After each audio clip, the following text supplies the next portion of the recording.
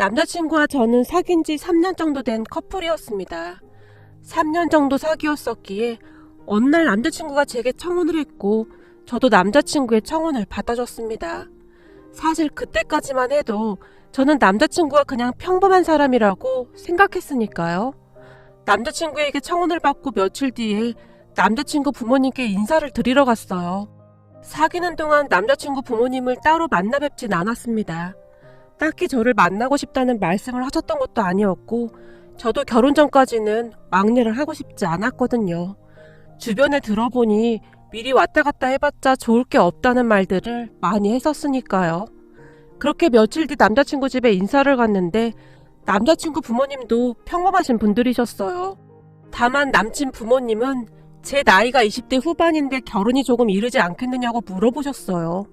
그 말에 제가 그저 빙그레 웃고 말았고요. 그리고는 우리 아빠의 직업에 대해 물어보셨어요. 근데 아버지께서 회사 부장이라고 하시던데 맞나? 남친 아버지가 은근슬쩍 화제를 바꾸며 물어왔어요.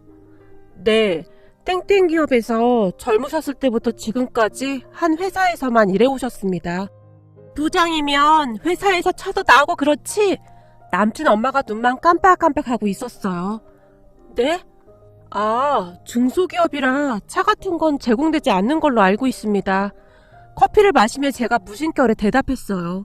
저는 그 부분에 대해 크게 생각하지 않고 있었거든요. 아버지가 작은 회사 다니니까 딸도 뭐. 그러니까 부모 직업이 중요하긴 해. 그렇지? 남친 엄마 입에서 순식간에 그 말이 나왔는데 그때 당시 저는 어떤 표정을 지어야 할지 몰라 당황하고 있었어요. 사실 남친 아버지는 대기업에서 임원으로 근무를 하고 계셨거든요. 거기다 남친도 대기업을 다니고 있었고요. 하지만 우리 집은 아빠와 제가 중소기업을 다니는 부분에 대해 조금은 얕잡아본 것은 아닌가 하는 생각이 들었어요. 남친 엄마의 말을 듣던 순간 제 표정이 굳어졌어요. 엄마, 그래도 중소기업이지만 그 업계에서는 꽤 유명하셔. 남친이 제 눈치를 보며 조심스레 말했어요. 아무리 그래도 대기업이랑 중소기업이랑 똑같니? 대기업이 훨씬 좋지. 복지랑 이것저것이 달라도 너무 다르지 않나? 그리고 넌 다시 대기업으로 취업은 어려운 거니? 남친 엄마가 제 눈치를 보며 물었어요. 네? 그게 저도 여기서 웬만큼 자리도 잡았고 지금 하는 일이 좋기도 해서요. 기분이 나빴지만 티를 내지 않기 위해 노력했어요. 여보, 그만해. 요즘 중소기업도 잘 돼 있어서 정말 괜찮아. 근데 왜 자꾸 쓸데없는 소리를 하는 거야? 남친 아버지가 남친 엄마를 나무랐어요. 아니, 얘네들 계속 맞벌이 해야 할 텐데 중소기업은 그러기 힘들다는 말이 많길래 그러는 거지. 근데 너는 결혼하고도 회사는 계속 다닐 거지? 남친 엄마가 다시 제게 물었어요. 네, 그래야죠. 요즘은 맞벌이 안 하면 힘들다고 하더라고요. 그래, 맞다. 당연히 그래야지. 요즘은 남자 혼자 벌어서 못 산다.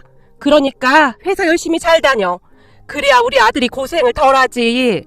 근데 그 작은 회사 다녀서 살림에 큰 도움이 될지는 모르겠지만 남친 엄마가 다짐이라도 받듯이 지그시 저를 바라봤어요. 그러는 당신은 평생 주부해놓고는 무슨 그런 말을 해? 상황에 따라서 회사를 그만둘 수도 있고 그러는 거지. 순식간에 남친 아버지의 표정이 일그러지며 혀를 찼어요. 아니, 우리 젊을 때야 당신 혼자 벌어서도 충분히 먹고 살았지만 지금은 안 그렇잖아. 요즘 주변에 보면 맞벌이 안 하고 절대 못 살아. 맞벌이도 힘들다던데 당연히 맞벌이 해야지. 남친 엄마가 미간을 잔뜩 찌푸렸어요. 첫인사 왔는데 그만하자고. 괜찮으니까 얼른 커피 마셔. 네, 제가 눈치를 보며 고개를 끄덕였어요. 그때 잠시 이 결혼을 꼭 해야 하는 건가 하는 의문이 들긴 했었어요. 남친 아버지는 괜찮아 보였는데 남친 엄마가 조금 마음에 걸렸었거든요. 하지만 그 뒤로는 별다른 말을 하지 않았었기에 속에 담아두는 그런 성격은 아닌가 보다 그러고 말았던 것 같아요. 그렇게 남친도 우리 집에 인사를 왔고 우리 부모님도 남친이 서글서글해 보인다며 마음에 들어 하셨어요. 그 뒤 우리는 빠른 날짜를 정해서 상견례 날짜를 잡았습니다. 식당은 남친이 예약을 한다고 했었기에 저는 부모님께 날짜와 장소를 말씀드린 채 상견례 날의 대기를 기다리고 있었어요. 우리 부모님 또한 새 옷도 사시고 이래저래 상견례를 위해 준비하셨고요. 그런데 상견례를 한 열흘가량 앞두고 문제가 발생했습니다. 그러니까 우리 아빠 회사가 상황이 계속 좋지 않다고 했었는데 점점 어려워지더니 나중에는 정리해고를 하기 시작했어요.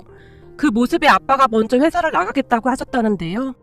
나 때문에 앞길이 구만리 같은 젊은 사람들을 그만두게 할 순 없잖아. 그래도 내 월급이면 몇 명은 남을 수 있을 건데. 그래서 그냥 내가 퇴직하겠다고 했어. 퇴직금도 있고 위로금도 챙겨준다고 하니까 우선은 그걸로 생활하면서 다시 일자리를 알아보던지 해야지. 당신한테는 정말 미안하구려. 갑자기 이렇게 돼서. 아빠가 눈길을 떨군 채 묵묵히 앉아 계셨어요. 아니야. 당신 그동안 고생했는데 나한테 미안할 게 뭐가 있어. 근데 지금 당신 나이에 어디 다시 취업하기도 힘든데 큰일이긴 하네. 그렇다고 사업을 하기도 그렇고. 당신 집에만 있으면 종일 답답할 텐데 그것도 걱정이고. 엄마가 아빠를 물끄러미 바라보셨어요. 걱정 마. 내가 여기저기 알아보고 있으니까. 정 안 되면 어디 용역회사라도 들어가지 뭐. 그래도 회사에서 부장까지 했었는데 그게 어디 쉬운 일이야? 괜찮아. 우리 나이에 찬밥 더운 밥 가릴 처지가 아니잖아. 아빠가 길게 한숨을 내쉬었어요. 그렇게 얼마 뒤 아빠는 회사를 나오셨고 이리저리 일자리를 알아보러 다니시느라 바쁜 시간을 보내고 계셨어요. 그런 아빠를 보며 제 마음도 아플 수밖에 없었는데요. 평생을 힘들게 일하시고 퇴직하셨는데 잠시도 쉴 틈 없이 또다시 일자리를 알아봐야 한다는 것이 참 마음이 아팠습니다. 아빠, 그동안 힘들게 일했는데 쉬엄쉬엄 해. 이왕 이렇게 된 거 엄마랑 여행도 다니고 좀 그래. 지금 나도 벌고 있고 오빠도 벌고 있으니까 생활비는 걱정하지 말고. 우리 나이가 참 애매한 나이야. 거기다 요즘 100세 시대라고 하지 않니? 벌 수 있을 때 벌어둬야 나중에 고생을 안 하지. 넌 걱정하지 말고 네 결혼식 준비나 잘해. 돈 부족하면 말하고 아빠가 보태줄 수 있는 데까지는 보태줄게. 그리고 업체 몇 군데에서 면접 보라고 연락 왔으니까 그중 한 군데는 들어갈 수 있겠지. 암튼 너무 무리하지 말라고. 그리고 내 결혼 내가 알아서 해. 나 이래봬도 돈 열심히 모아놨어. 어차피 태수 씨랑 나랑 모은 돈이 비슷해서 우리는 그냥 그 돈 합해서 아파트 전세 얻을까 해. 요즘 혼수 이런 거 다들 많이 생략하고 집 얻는데 많이 쓴다고 하더라고. 그러니까 너무 걱정하지 말라고. 제가 아빠를 보며 활짝 웃었어요. 그래, 고맙다. 어찌되었든 필요한 거 있으면 아빠한테 꼭 말하고. 아빠 그 정도 능력은 되니까. 알았어. 그러니까 아빠도 밥 잘 챙겨 먹고 건강 챙기면서 다녀. 그렇게 우리는 나름 안정을 찾아가고 있었어요.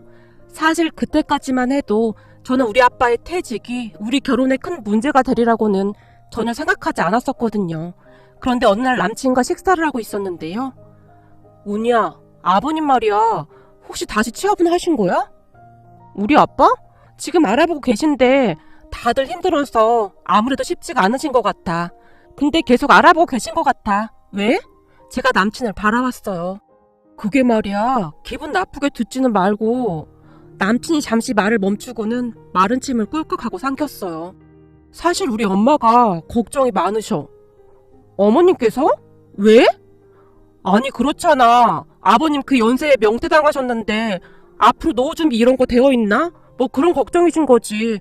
사실 중소기업 퇴직금도 얼마 안 되지 않나? 남친이 조심스럽게 말을 꺼냈어요. 우리 아빠 곧 취직하실 거야. 태수 씨도 우리 아빠 능력 있는 거 잘 알잖아.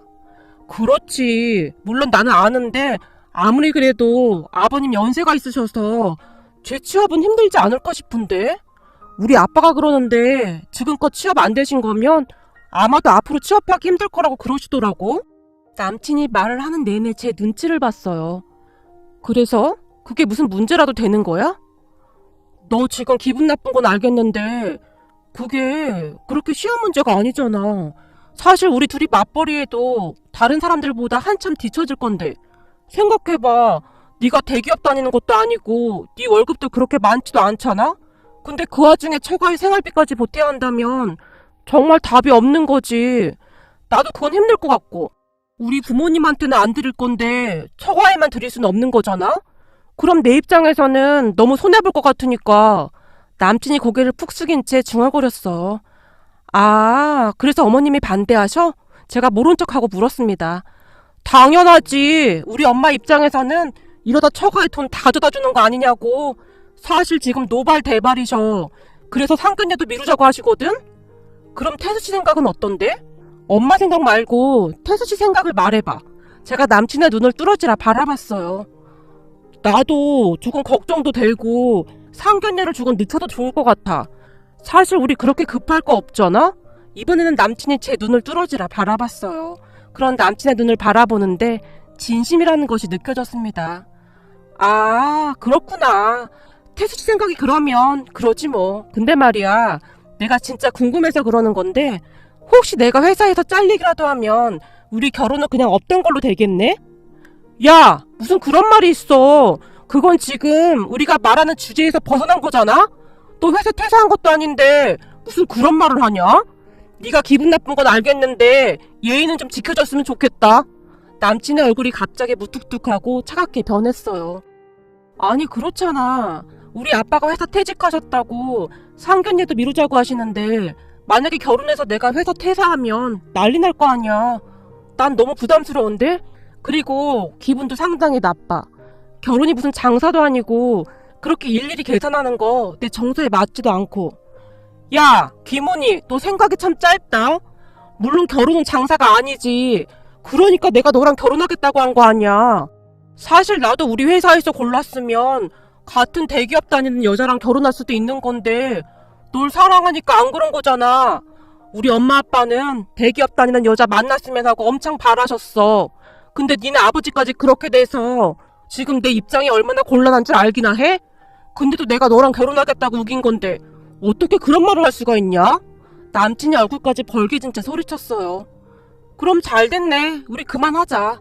태수씨 부모님 좋아하는 대기업 다니는 여자 만나서 결혼해.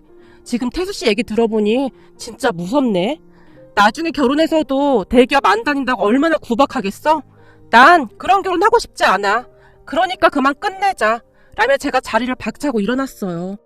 그 순간 남친의 눈빛이 변하기 시작했는데요. 야, 마음대로 해. 나도 평생을 처갓집 따까리나 하고 살고 싶진 않으니까. 너 중소기업 다니는 것도 진짜 많이 양보한 건데 내가 미쳤다고 평생 처갓집까지 챙겨야 하냐고.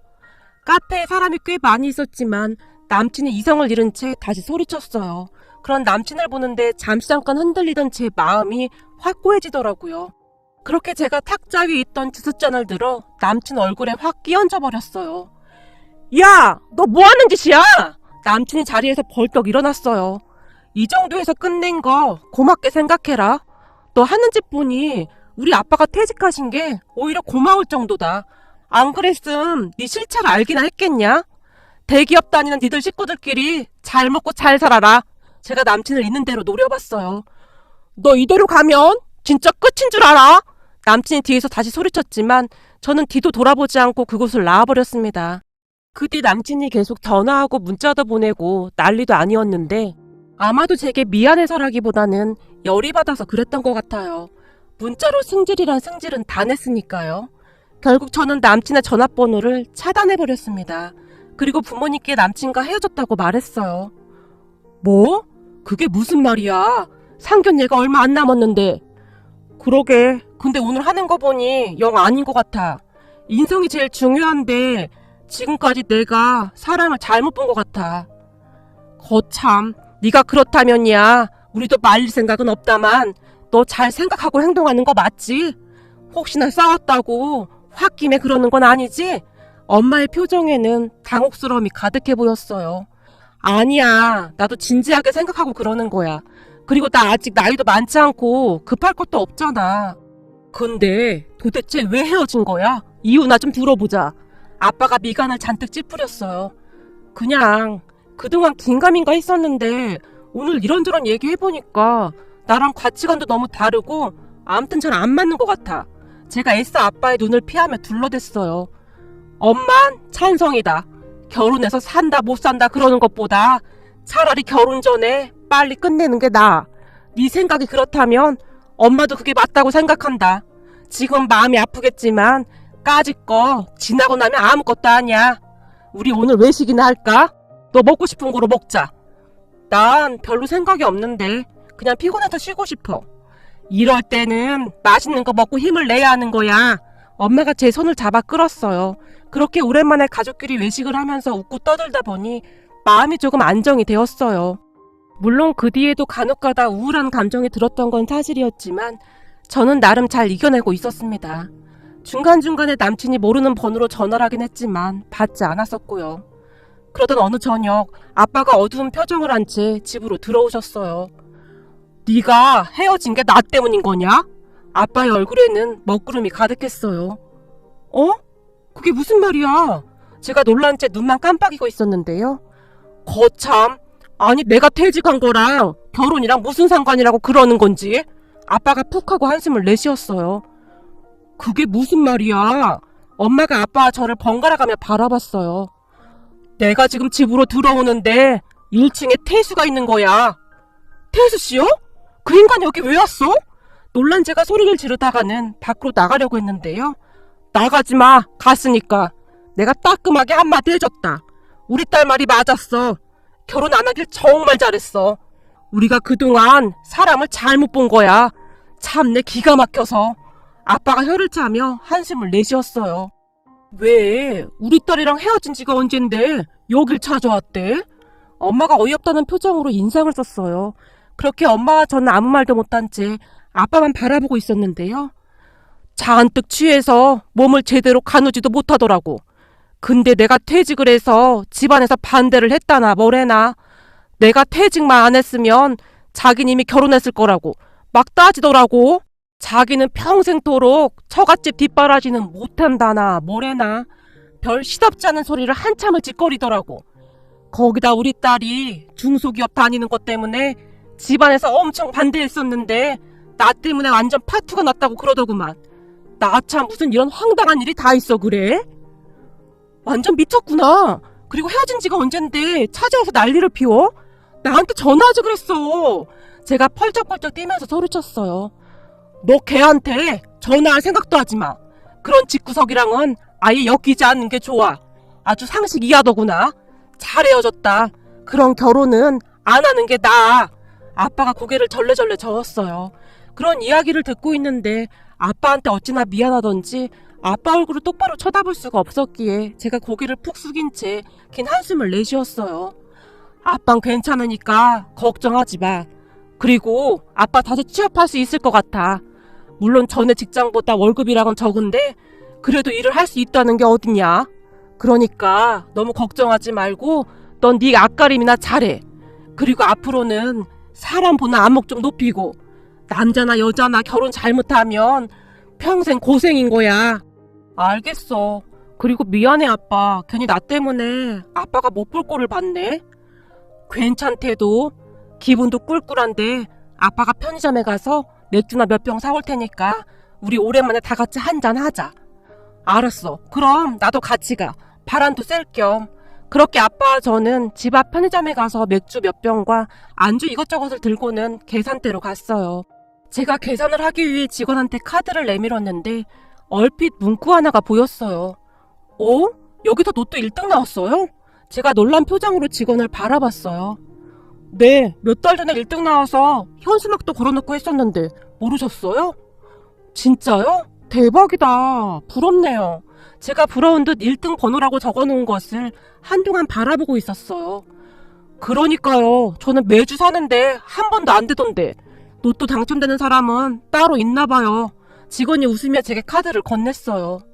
아빠, 사실 나도 전에 저 집에서 로또 샀었거든. 근데 깜빡하고 있었네. 그런 걸 뭐 한다고 사? 그거 다 쓰잘데기 없는 짓이야.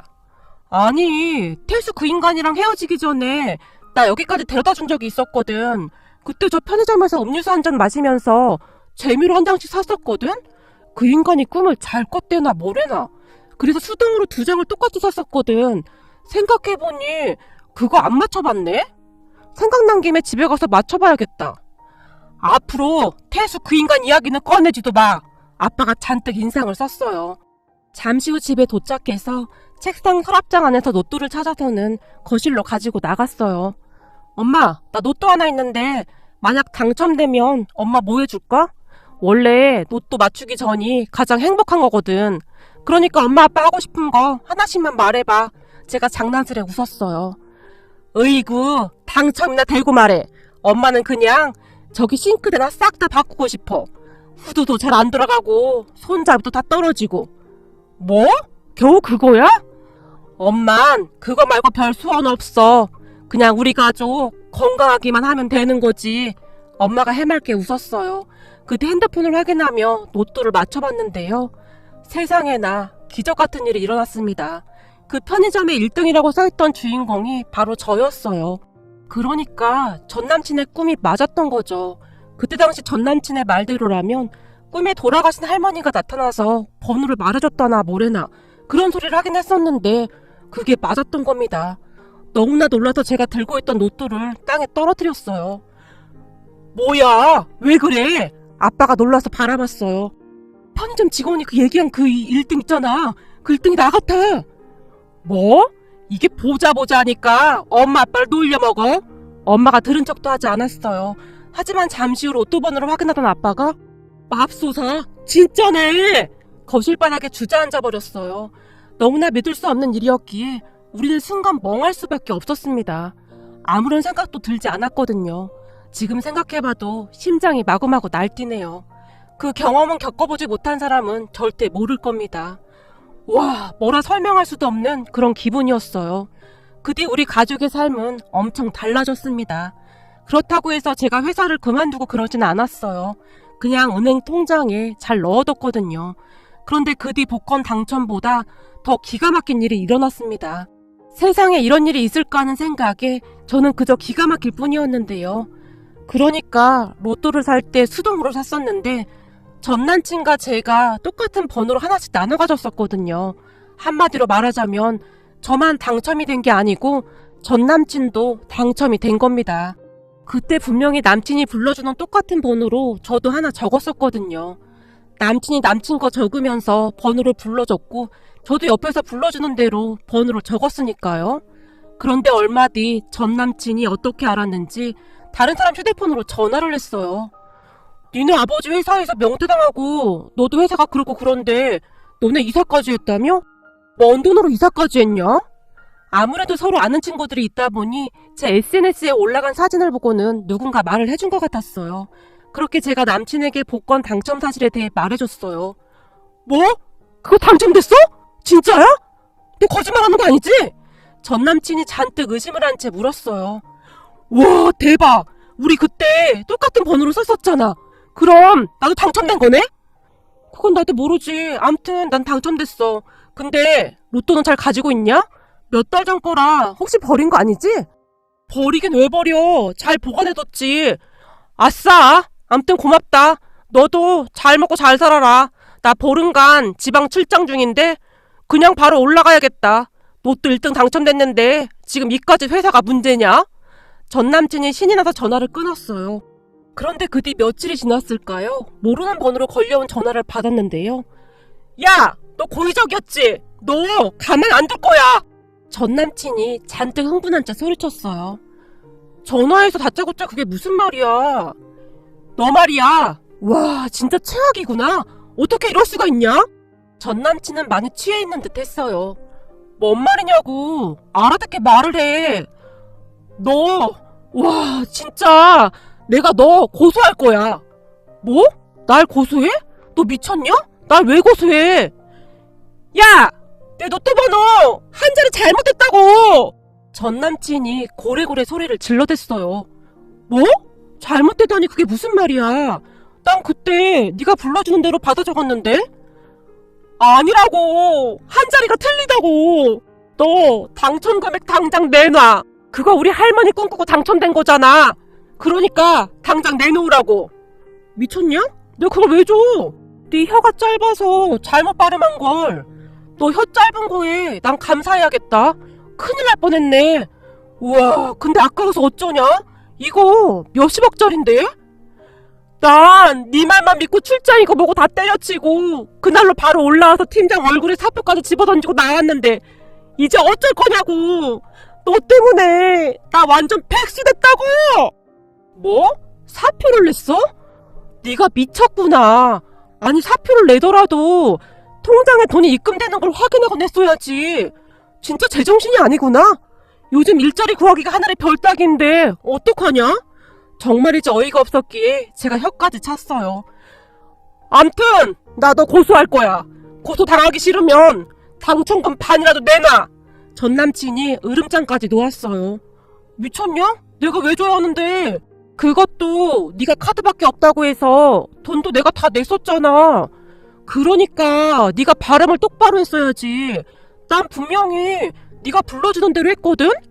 계속 귀찮게 하면 나도 가만 안 있을 테니까 알아서 해라. 제가 급히 전화를 끊었어요. 무슨 이런 일이 있단 말입니까? 알고 봤더니 남친이 혀가 짧아서 26으로 발음을 한 걸 제가 16으로 알아듣고 숫자 하나를 16으로 잘못 적었더라고요. 너무나 어이가 없고 기가 막힐 뿐이었어요. 다행히 로또 당첨 후 우리 집에 이사를 했던 상황이었기에 전 남친은 우리 집 주소를 잘 모르고 있었는데 어찌나 다행이던지요. 어쨌든 그 뒤에도 전 남친이 꽤 오래 괴롭혔지만 제가 경찰에 신고하겠다고 하니 조용해지더라고요. 근데 진짜 무슨 이런 일이 다 있단 말입니까? 요즘 아는 지인한테 들어보니 전 남친이 큰 충격을 받긴 받은 것인지 거의 폐인처럼 지낸다고 하네요. 맨날 로또나 엄청나게 사면서 말이죠. 요즘도 우리 부모님과 그때 이야기를 하다 보면 전 남친과 헤어진 건 진짜 조상님이 도왔다는 생각만 듭니다.